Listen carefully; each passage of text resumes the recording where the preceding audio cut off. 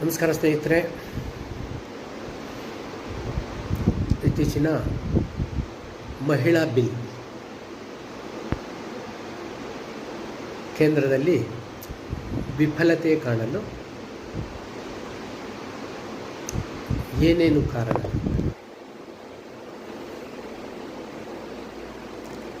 ಸರ್ಕಾರಗಳು ಈಗಿನ 543 ಸಂಸತ್ ಸ್ಥಾನಗಳ ಪೈಕಿ ಪ್ರೀತಿ ವಿಶ್ವಾಸ ಜನಗಳ ಮೇಲೆ ಅಥವಾ ಮಹಿಳೆಯರಿಗೆ ಕೊಡಬೇಕು ಅನ್ನೋದಿದ್ದರೆ ಅದರಲ್ಲಿ 50% ಮುಂದಿನ ಚುನಾವಣೆಯಲ್ಲಿ ಅಂತ ಹೇಳಿ ಘೋಷಣೆ ಮಾಡಿ ವಿಧೇಯಕವನ್ನು ಪಾಸ್ ಮಾಡ್ಬೋದು.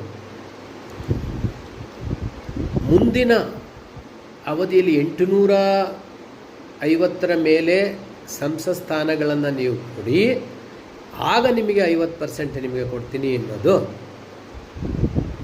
ಎಂಥ ಮೂರ್ಖನಿಗೂ ಅರ್ಥ ಆಗುತ್ತೆ. ಇದು ರಾಜಕೀಯ ಅಂಥೇಳಿ.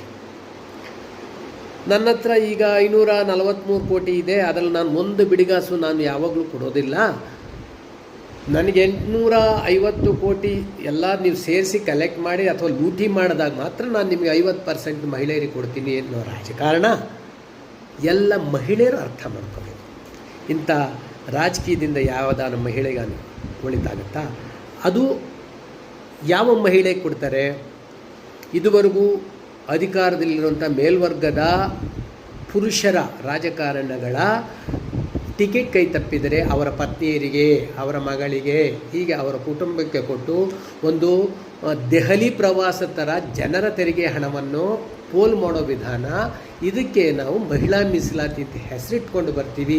ಅದನ್ನು ವಿರೋಧ ಪಕ್ಷಗಳೆಲ್ಲ ಸೇರಿ ಹೊಸಕಿ ಹಾಕಿದರೆ ಅಂತ ಹೇಳುವಂಥ ರಾಜಕೀಯ ಅತ್ಯಂತ ನೀಚ ರಾಜಕೀಯ.